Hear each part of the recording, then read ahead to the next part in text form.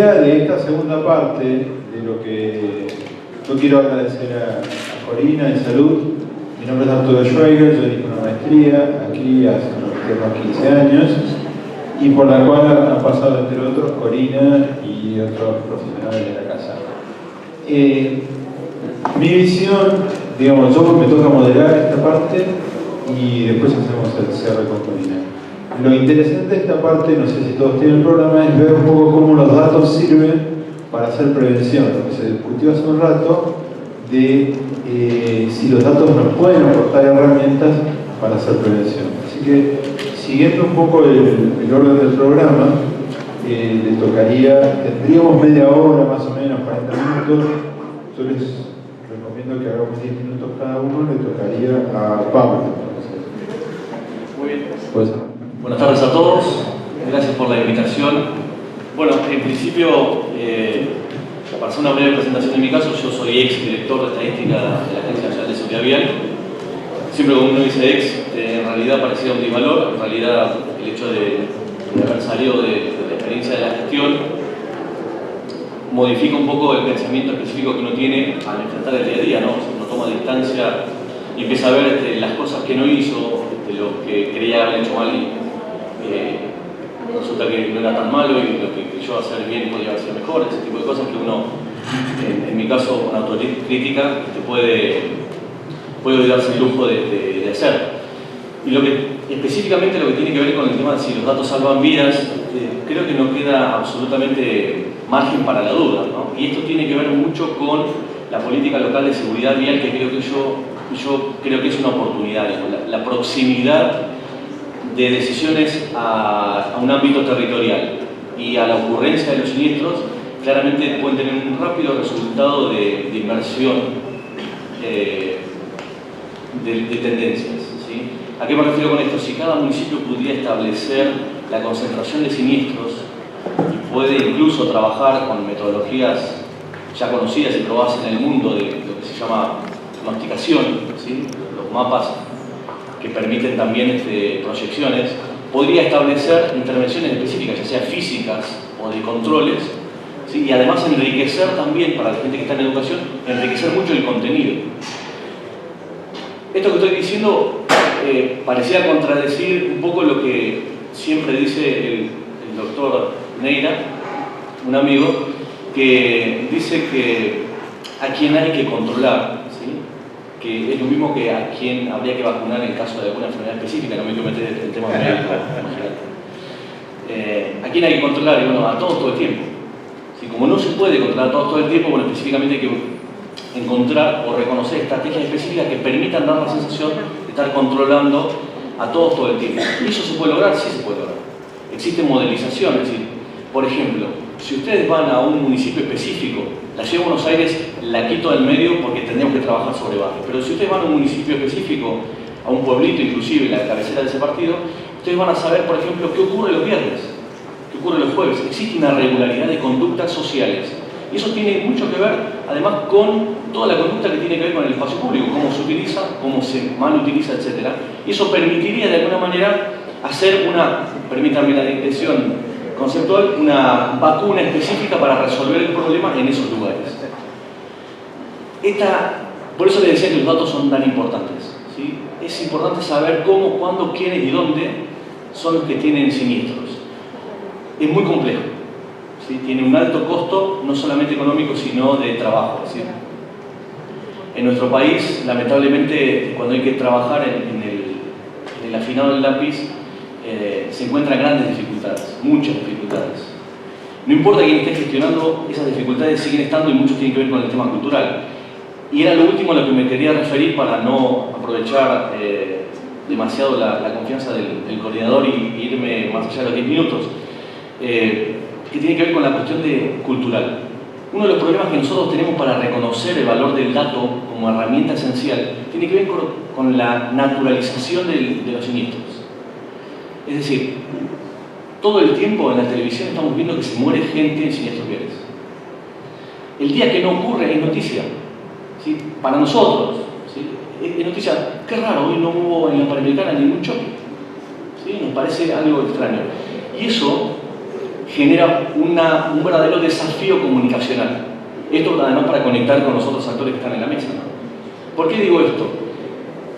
Porque al naturalizarlo, lo que queda es, bueno, todos los días está ocurriendo algo en la seguridad vial y normalmente tragedia. Por lo tanto, es natural que la gente se muera.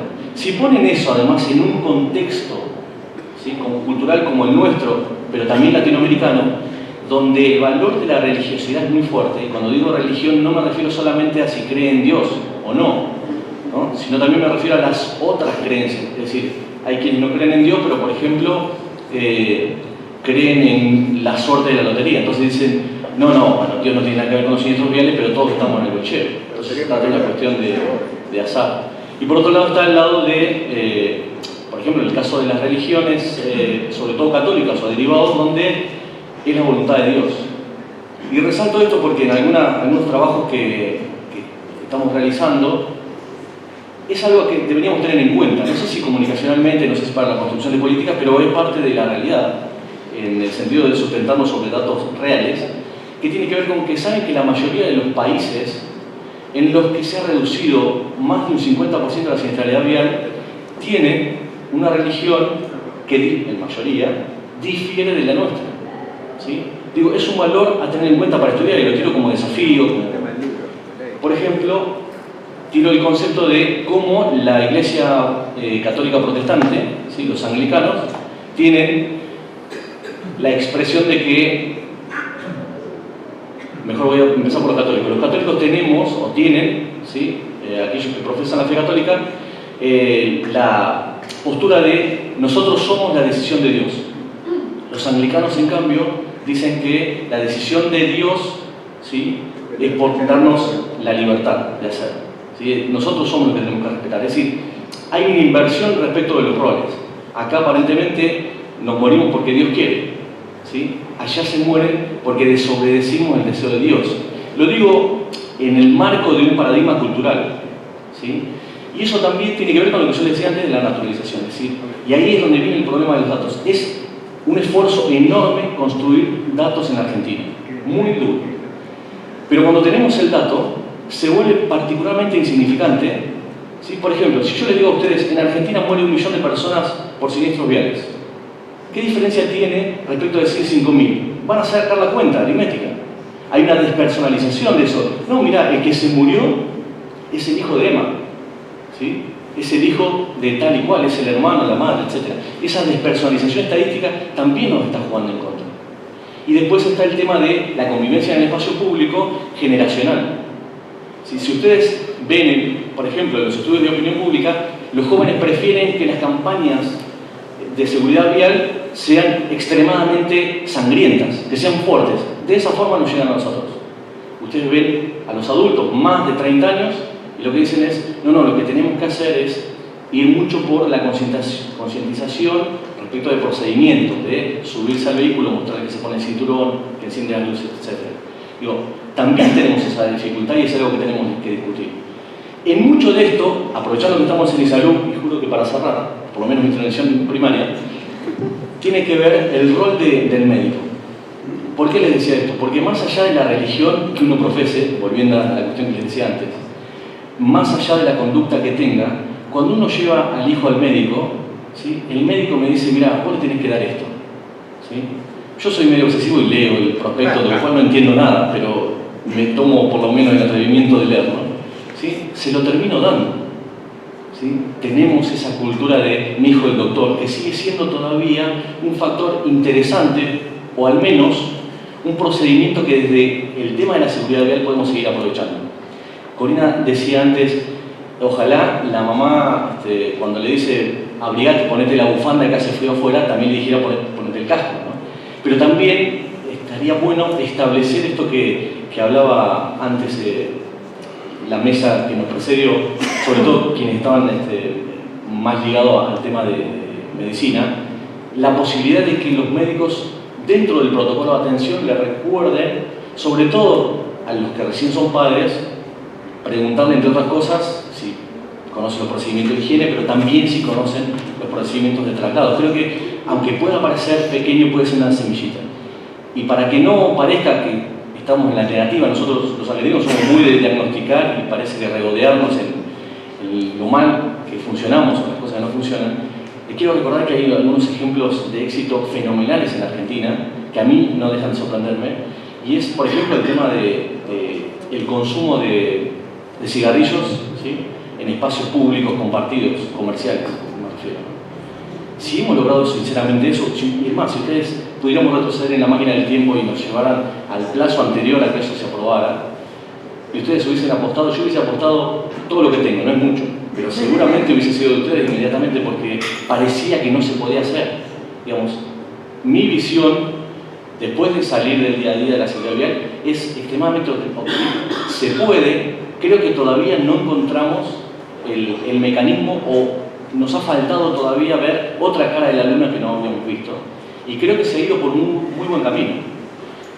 La agencia sigue teniendo los desafíos importantes de tener buenos datos, de mejorar la calidad de las intervenciones, etc. No obstante, creo que requiere sí mucho apoyo en general de la ciudadanía y también de la participación de los medios de comunicación, que creo que son una clave muy interesante respecto de cómo desnaturalizamos la muerte por siniestros viales y lo convertimos en una tragedia en su magnitud cabal. Muchas gracias. Buenas tardes, yo soy Fernanda Martínez Krakowski, soy investigadora científica de la UTN, de la Facultad Regional que está en Trenquelauquen, provincia de Buenos Aires. Desde la facultad venimos trabajando en investigaciones que están relacionadas al tránsito. Hemos tenido la oportunidad de trabajar con la agencia, la verdad que hemos tenido mucho apoyo de ellos. Y yo, mientras escuchaba las preguntas, el debate, la mesa anterior, pensaba, bueno, es como que uno que vive en el interior ve que se trata mucho de lo que sucede en Cava. Y la verdad que el escenario que vivimos en ciudades más pequeñas, menos de 80.000 habitantes, Trenquelauquen tiene alrededor de 45.000, es diametralmente distinta. Esto que decía Pablo, que el tratamiento que le dan los medios a la información, y la verdad es que en las ciudades más pequeñas, que son las que abundan en el interior, es distinto, o sea, porque ahí si se accidenta o tiene alguna lesión o fallece un vecino, generalmente es conocido, entonces la verdad es que es diferente. Nosotros dentro de la investigación que venimos llevando hace varios años, tenemos un registro único centralizado que conoce Pablo y Corina desde la agencia. En ese registro nosotros logramos la trazabilidad entre el momento previo al siniestro y el momento posterior, porque pudimos trazar al participante con la lesión que tenía, ¿no? Y una vez que teníamos el dato, decíamos, bueno, el dato es importante, por supuesto que es importante, nadie puede dudar de eso, pero teníamos el desafío de decir, bueno, ¿qué hacemos con ese dato? ¿Cómo transformamos en la información que el medio necesita, como para poder prevenir, ¿no? Y ese fue el primer desafío. Y cuando se hablaba acerca de los medios de comunicación y demás, mi primera pregunta es, ¿están dadas las condiciones como para que los medios comuniquen más eficientemente? ¿Les llega la información que necesitan? Habría que ponerse, ¿no?, también del otro lado del mostrador y ver si realmente se puede mejorar o hay algo que nos está faltando a todos, ¿no? Desde el Estado, desde las universidades que hacemos investigación, ver cómo hacemos esa transferencia. Y digo un poquito lo que decía Corina, ¿no? Yo creo en eso, creo que la importancia de la información está en cómo la transferimos al medio, cómo superamos ciertas barreras que, por ejemplo, cuando nos encontramos conversando o en eventos de este tipo o similares, nos encontramos generalmente con gente que está vinculada al tema.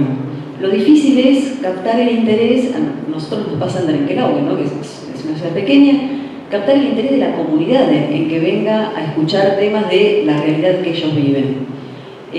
Nuestro primer desafío fue ese, y la verdad que nosotros lo tomamos como una ventaja.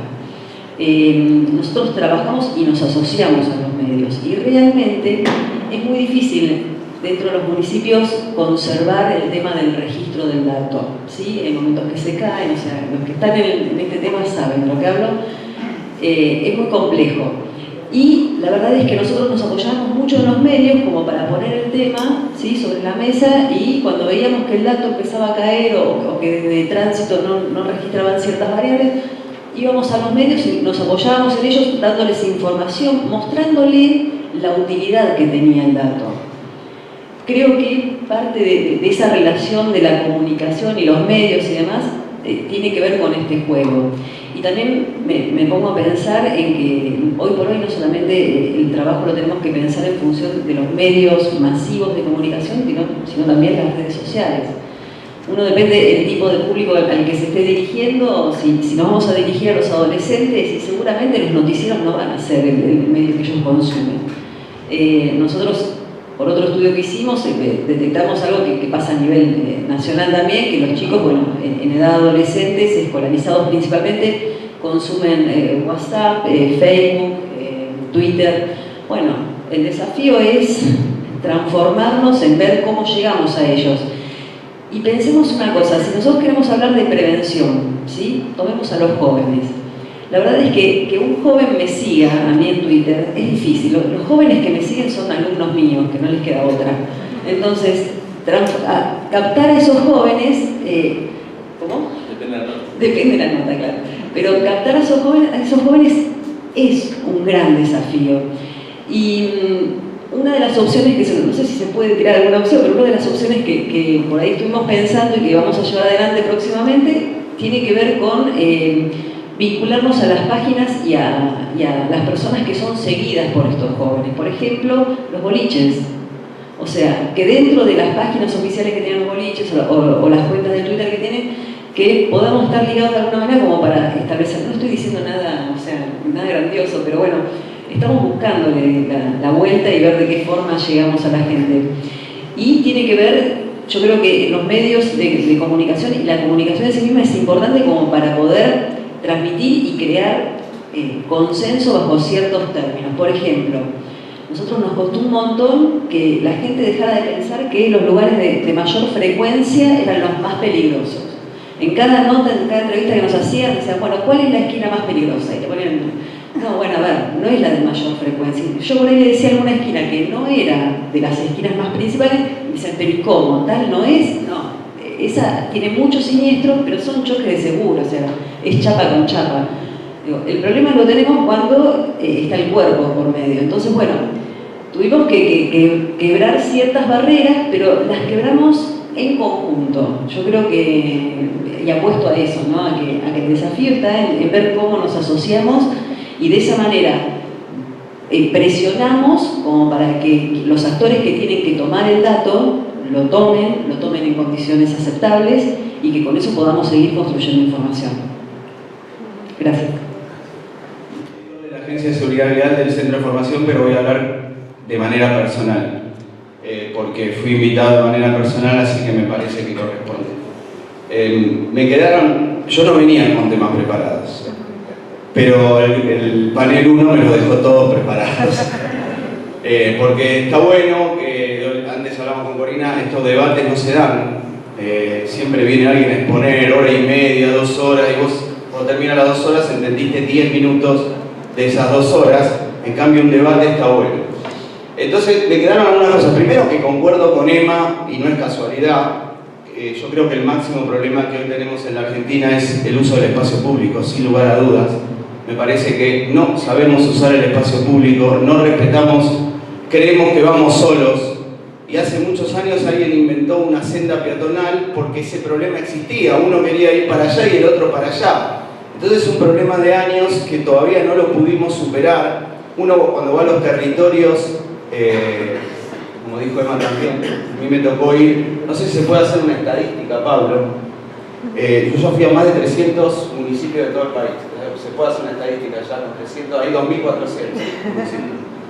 Yo creo que la Argentina tiene particularidades climatológicas, por lo tanto tiene distintos problemas, pero hay 3 problemas que están en todo el país sacando tierra del fuego. Falta de uso de casco, alcohol al volante y picadas. Son los 3 máximos graves problemas del país, por lo tanto se sabe. Lo bueno es que hay lugares que lo solucionaron. ¿En Argentina? Sí, no, en Argentina. La Priga. La Priga tiene 12.000 habitantes, el 99% de la gente usa casco. El 99% de la gente usa cinturón de seguridad y créanme lo que les voy a decir, las bicicletas esperan en el semáforo. Y son argentinos, tienen 2 ojos, una nariz y una boca, pero tienen más de 2 oídos, me parece. Entonces, al haber ejemplos, uno le agarra la confianza y dice, si lo pudieron hacer en un municipio, y hay otros más, pero para mí La Prida es el más recurrente. ¿Por qué? Porque un día el intendente dijo así, esto que significa que tuvo la voluntad política de no tener más muertos en el municipio. Y no hay otra manera de que poder arreglar un problema es teniendo la voluntad política. Cuando hablo de voluntad política, yo quiero decir que yo creo en los números que dio Pablo Rojas y Miriam desde la Agencia de Seguridad Vial, porque Pablo es el mejor, ¿cómo se dice? Estadiólogo. Es el mejor estadístico que hay. El problema es que los datos de Pablo fueron utilizados políticamente. Ese fue el gran problema en Argentina. Cuando se usa la política partidaria para la seguridad vial, ahí los números dejan de ser creíbles, pero los números de Pablo y los números de Miriam fueron perfectos. Cuando se financian campañas políticas con los números, eso es feo. Entonces el gran problema no son los números, son qué se hace con los números. Yo creo que Pablo es lamentablemente que hoy no está más en la agencia porque es una pérdida muy grande. Con respecto a los medios, que me quedó, es un tema importante. Yo, como decía Jorge, yo tuve un programa de televisión durante un tiempo y lo he entrevistado, muchos de los que están acá han venido. Los medios son fundamentales. Acá tenemos a Jota, a Diego, allá se fue Verónica. Hoy por hoy, y esto no me vas a dejar mentir, los que transmitían el tránsito en la radio eran separadores. Vamos al tránsito, era lo mismo que ir a una pausa. Hoy por hoy, los chicos que hacen tránsito en las radios opinan, dan sugerencias, dan consejos. Eso es un tema importante. El tema es cuando se banaliza. Lo vimos en la apertura de Showmatch. Chano fue tomado como algo que lo que hizo fue algo espectacular. Tipo que cantaba en el auto mirando para atrás. Después se pegó una acelerada de 70-80 metros para estacionar el auto. Di Palma va a los programas de televisión y estaciona en la calle en un helipuerto. Ahí es cuando ya empieza el conflicto, se banaliza algo que no se puede banalizar. Yo no me imagino que banalicen el asesinato de una persona con revólver en la apertura de Showmatch. No me lo imagino, no me lo puedo imaginar. Entonces ya cuando se empieza a tomar los muertos viales como una banalización, ahí entramos en un tema donde es difícil salir. Pero yo les puedo garantizar que tengo contacto con muchos comunicadores, más allá de los chicos de tránsito que hacen el laburo que nos ayuda todos los días para salir de nuestra casa y saber por dónde ir o no ir. Hay muchos periodistas ya de opinión que se están involucrando en el tema y cada vez tenemos cada uno de nosotros tener más relación con ellos para que se involucren más en el tema, que hablen con la parte semántica más real posible, que no terminemos de hablar de accidentes cuando no lo son, porque es también banalizar. Son siniestros de tránsito, no son accidentes de tránsito. Y lo de víctimas fatales yo no lo había pensado y Emma tiene razón, porque víctimas fatales tiende a la fatalidad, que es la casualidad, y no tiene nada de casualidad. Y para terminar, más que nada, no hay nada mejor que ir a los territorios y ver personalmente cómo se vive. Hay territorios donde vos vas y tienen 20.000 habitantes, ¿no? Entonces vos preguntás cuál es la primera preocupación en ese pueblo y te dicen la inseguridad delictiva. Y el último crimen ocurrió hace 35 años, se lo juro.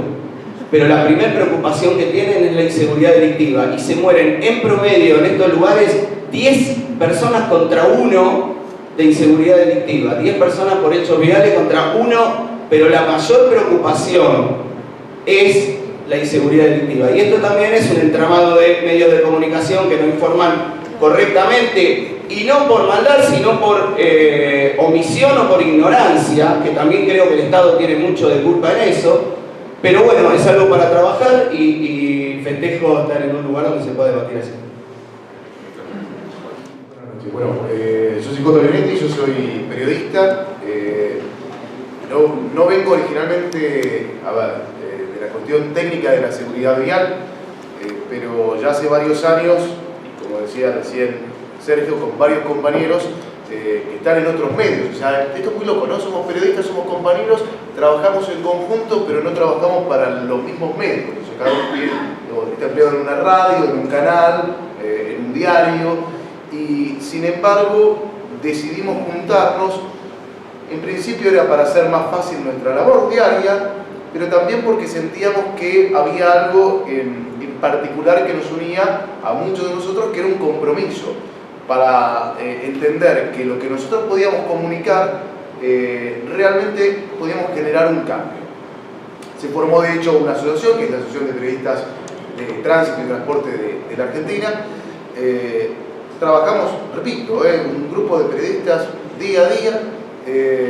Hemos logrado tener una mejor vinculación, y esto parece quizás un poco tonto que uno lo diga, pero tener vinculación con las concesionarias viales. Cuando nosotros comenzamos, yo estoy dando el informe del tránsito desde el año 2002, pero cuando comenzamos era muy difícil, uno llamaba a una base de operaciones donde te atendía un tipo que no tenía ganas de atenderte, no sabía que vos estabas dando un informe de tránsito y para qué y por qué tenía que decirte a vos qué estaba pasando en la autopista. Llegando a las autopistas, a los voceros, se llegó a un entendimiento que era: si nosotros desde un medio podemos informar en la coyuntura, en la cuestión del informe del tránsito, qué está pasando ahora, evitar que la gente suba a una autopista, lo primero que vamos a hacer es ahorrar un problema, pero además bajar el nivel de estrés. Porque esa persona que sube a la autopista, que queda trabado media hora, 40 minutos, cuando logra pasar la situación del siniestro, ¿qué hace? Acelera. Quiere recuperar el tiempo perdido, y ahí es donde se genera otro choque, otro problema, y todo esto va de vuelta ¿a qué? A la persona que está detrás del volante. Hablaron aquí en varios momentos de percepción social. No hay percepción del riesgo cuando uno está al volante. Ni cuando está al volante, ni cuando está caminando, ni cuando va en bicicleta, ni cuando va en moto. Los argentinos en general no tenemos percepción del riesgo de estar ocupando el espacio público, y que en cualquier situación que estamos en un riesgo, porque sinceramente la realidad hace que sea riesgoso. ¿Qué es la realidad? No pensar en el otro, no tener el respeto por el otro. Se piensa, lo decía recién Pablo, la situación de un siniestro vial, mal llamado accidente, como una fatalidad, ¿no? Una fatalidad del concepto latino de fatum, el destino, lo que no se puede cambiar, lo del diseño de los dioses que uno no puede cambiar, no hay libre albedrío para eso, y le llegó la hora, los dados están echados, todas las frases que uno puede juntar. Y después pienso en los medios chiquitos, en las localidades más pequeñas, donde por suerte en algún momento con distintos compañeros hemos ido a tener charlas, no quiero decir capacitar, pero sí conversar con colegas que no existe un informe de tránsito ni siquiera en Posadas, que es capital de provincia, no existe, pero con ellos hablamos y decíamos, a ver, ustedes tienen que hablar con la gente de la policía municipal, con la gente de tránsito, tienen que estar bien comunicados para resolver los inconvenientes, para tener información, para comunicar. La información indudablemente es genial. Las cosas que el doctor Negra mostraba hoy, a ver, desde un lado de comunicador se me hace agua la boca y digo, wow, ¿cuándo puedo llegar a decir todo esto en la radio? Gracias. El punto, ¿sabes cuál es? Que yo, mis compañeros de APTA, lo podemos captar. Pero cuando le pegaron tantas veces a los medios, yo les quiero decir que los medios son empresas de entertainment. Incluso el que más le guste canal de noticias, prefieren el rojo o el azul, no importa. Son empresas que están para el entretenimiento. ¿Qué es lo que pasa cuando se habla de formar a los medios o llegar a los medios? Yo creo que el secreto está en acercarse desde lo técnico a los comunicadores. Somos los comunicadores, algunos la peleamos, les aseguro, día a día, discutiendo con productores, discutiendo con gerentes de la radio, con directores de por qué hablaste de más si yo quiero que vos des nada más el choque en Panamericana y lo expliques por qué. ¿Sí? Entonces, ahora, si se logra llegar a comunicadores, que ya son figuras, no solo comunicadores, ¿sí? Y hacerlos entender, acercarlos a este mundo, aunque sea un poquito, entonces, que ya no digan más accidentes, que empiecen a tomar las cosas de otra manera. Es excelente la situación de también los comunicadores, digamos, no formales. O sea, no estamos hablando de radio y televisión, están un montón de influencers en redes sociales. Hay un programa, lo criticamos hace poco con varios colegas, hay un programa de la televisión pública que arrancaba y era divertido, el programa es entretenido, pero arrancaban, subían en el auto y claro, para que tuviesen una mejor imagen de los que estaban detrás, le habían sacado los apoyacabezas al vehículo y los de atrás no llevaban cinturón de seguridad. Y yo, si soy el Peugeot, que era el vehículo, la marca de Peugeot, yo los mato. O sea, porque el Peugeot hace un laburo bastante importante en seguridad vial. Hay algunas automotrices que cuando hacen acuerdos con productoras que hacen novelas, no estamos hablando ni siquiera que hacen programas de noticias o de actualidad, están muy atentos a que después los viajes no se manden la macana de que con su producto, con su vehículo que ellos pusieron en la novela para que se vea, digamos, se hagan cosas que de riesgo vial. O que se suban, se tiene que poner el cinturón. No importa si la cámara, la GoPro acá o allá. ¿Sí? Estas cosas que parecen cosas chiquitas, que no tienen sentido, son las que realmente suman a generar la comunicación. La comunicación no es solo una cuestión de periodista formal, hay que llegar a él. Muchas veces los que estamos más abajo nos cuesta discutir con un conductor, porque el conductor es el jefe del programa, el dueño del programa casi, pero la realidad es que hay que también dejar esto de, que decían, de naturalizar los siniestros. Yo desde hace un tiempo, y surgió de una jornada que se hizo para creo que año y medio ya, o un poco más, con respecto a las motos, vinieron técnicos y charlamos, vino gente de la agencia, bueno, y entonces dijimos, ¿por qué hablamos que chocó una moto? Digamos, a ver, sí, chocó la moto, pero mencionemos al motociclista. Y son palabras, son cuestiones semánticas, pero que suman al final. Porque, de vuelta, quien decide, más allá de lo que uno se le pueda reclamar al Estado, más multa, menos multa, yo lo que reclamo es que haya más que la multa o el cambio de la ley, que lo que hay ya ahora, digamos, se cumpla, o sea, haya un control y sanción, que creo que falta mucho, pero lo importante es, desde el área de comunicación, lo que uno puede hacer, uno intenta, es llegar a que entienda que la decisión de no subir a la autopista porque está congestionada, de quedarte en tu casa si está congestionado, tomaste una bajada, te fuiste a tomar un café y después te lo tomaste más relajado, avisaste, mira, voy a llegar tarde, es de el que está detrás del volante. Está detrás del volante, el que espera arriba de la vereda y no debajo, el que no se para porque la infraestructura no llega a todas partes. El otro día me tocaba en el timeline de Twitter defender, sinceramente, el Metrobús es una cuestión de seguridad vial, no de política, de seguridad vial. O sea, el Metrobús, el tipo que está en el Metrobús, después discutimos si hay muchas líneas que compiten, que no compiten, pero el tipo que está esperando hoy el colectivo, el Congreso, el Cabildo y Congreso, me espera mucho más seguro que cuando estaba antes, que se asomaba así 3 carriles para adentro, pasaba una moto y seguía. Ahora, el punto es que donde no está la infraestructura, que es el 99,9%, hay que hacerle entender que la gente no se tiene que arriesgar a bajar 3 carriles para ver si llega el colectivo o no. Entonces, sí, hace falta, los datos sirven, nos sirven a nosotros como comunicadores, pero hace falta que esos datos lleguen. ¿Cómo? Con un cambio de conducta planteando hábitos positivos. ¿Dónde creo que también está la apuesta? En las empresas.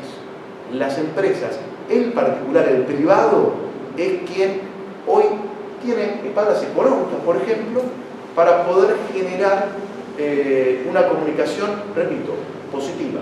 Porque si a los jóvenes les sirve esta imagen de mostrarme un cráneo partido en un cordón, ¿sí? Evidentemente hay mucha gente que eso lo rechaza. Lo rechaza de plano, o sea, cuando uno intenta mostrarle eso, no lo quiero ver, y ya anula completamente cualquier cosa que tenga que ver con prevención o con seguridad vial. Eso es feo, de eso no me lo menciono. También pasa mucho por la religión, ¿no? Pero el punto es que el cambio de hábito, el respeto, el dejar pasar al otro, todas son, y un montón de cuestiones más, son cosas que se pueden, yo apuesto sin lugar a esto, que se pueden llegar a charlar desde la comunicación también. Salga de los medios, se meta en las empresas y vaya de a poquito generando una conciencia vial. Soy optimista, creo que se puede hacer, falta mucho, pero la relación de encontrarnos con técnicos, de encontrarnos con profesionales de la salud que nos brinden nuevos datos, sirve para que la seguridad vial no sea a veces la cuestión de espuma, ¿no? Tapa de Clarín, tapa de Nación, 3 días y se acabó. Ya sea con un siniestro vial o con una noticia de aumenta las multas a 10.000%. Sencillamente eso. Muchas gracias a ustedes. Desde otro enfoque, yo soy sociólogo, investigo dinámicas y procesos de opinión pública y trabajo en comunicación, es decir, sé poco sobre seguridad vial. Y desde ese desconocimiento quisiera compartir algo de una caja de herramientas que domino mejor, que es la teoría sociológica o la propia comunicación. A veces el comportamiento humano nos resulta opaco, oscuro, irracional, imposible de entender. No solo acá se vuelcan enormes desafíos para conceptualizar y reformar algunos hábitos, sino que no logramos ni siquiera capturar que exista un determinado comportamiento, en este caso disfuncional a la salud, a la solidaridad, comportamientos agresivos que deterioran los vínculos. Entonces ahí aparece el comportamiento como una especie de caja negra, un enigma casi antropológico. Bueno, yo pensaba recién, Pablo hablaba de un caso que alumbra cierto optimismo, que es cómo se ha reducido en los últimos años la penetración, el alcance del hábito de fumar. Podemos tomar ese caso para pensar lo siguiente.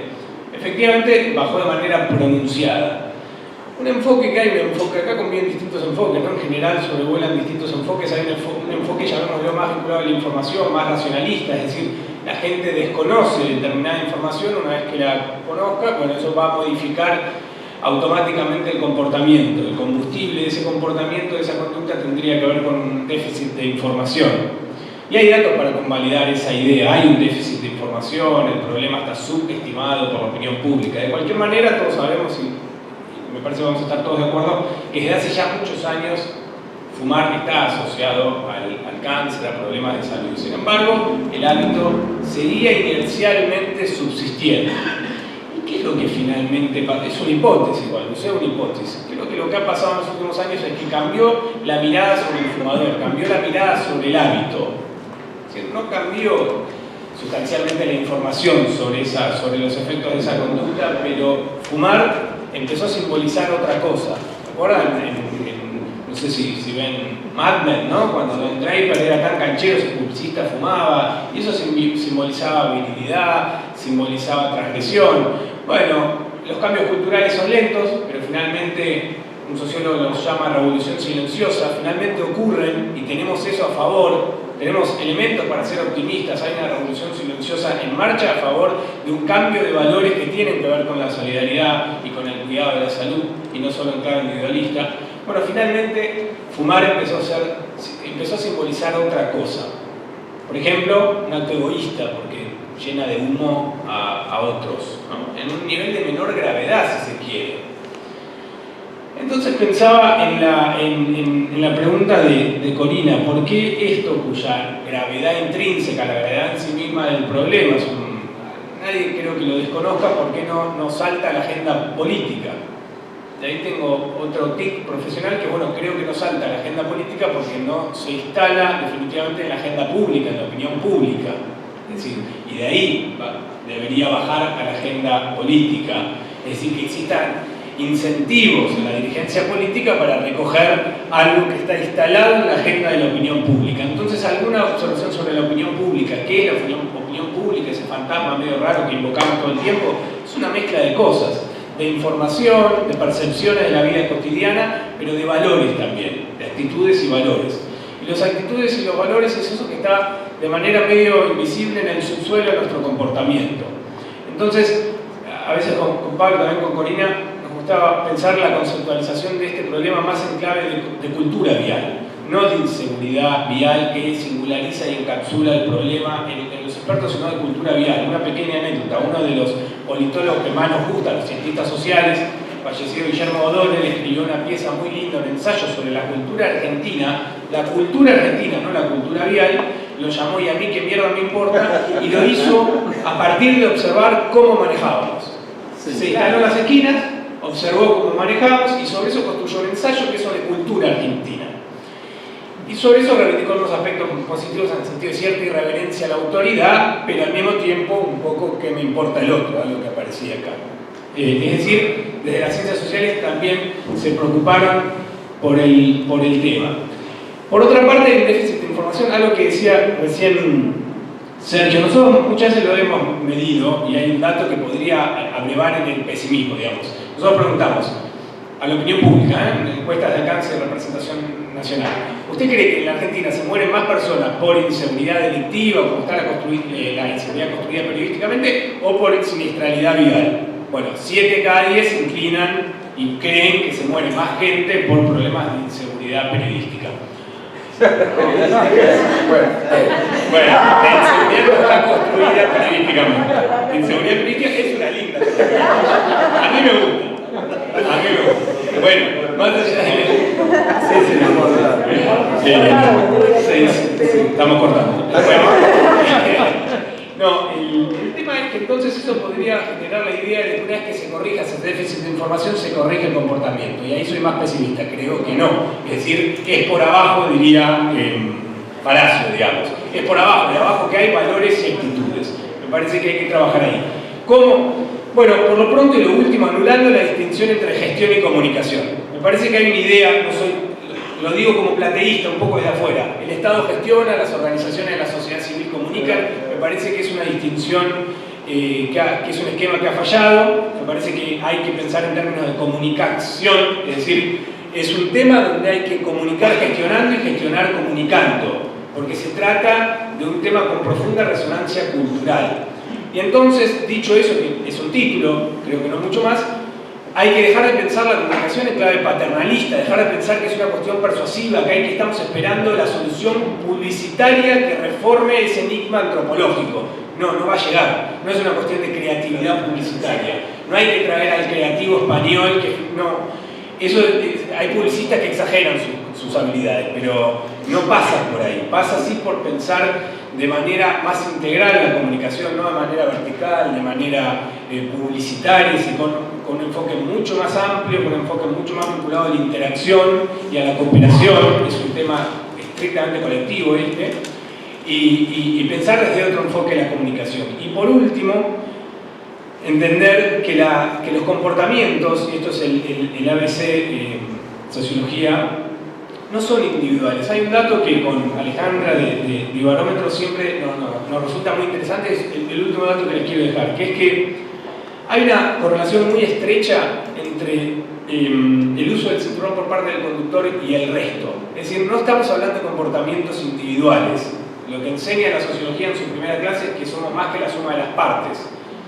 Que los comportamientos están vinculados con la mirada de los otros, por ejemplo, a la hora de fumar o no fumar, y me parece que hay que dar esa batalla en ese campo de batalla simbólico que es la opinión pública, donde los medios son un elemento, pero no son el único intermediario. También eso es un esquema, una conceptualización algo antigua que hay que actualizar, digamos, ¿no? Hay que comunicar desde muchos lugares y a través de muchísimos soportes, y comunicar interpelando y comunicar colaborando y segmentando, por supuesto. Bueno.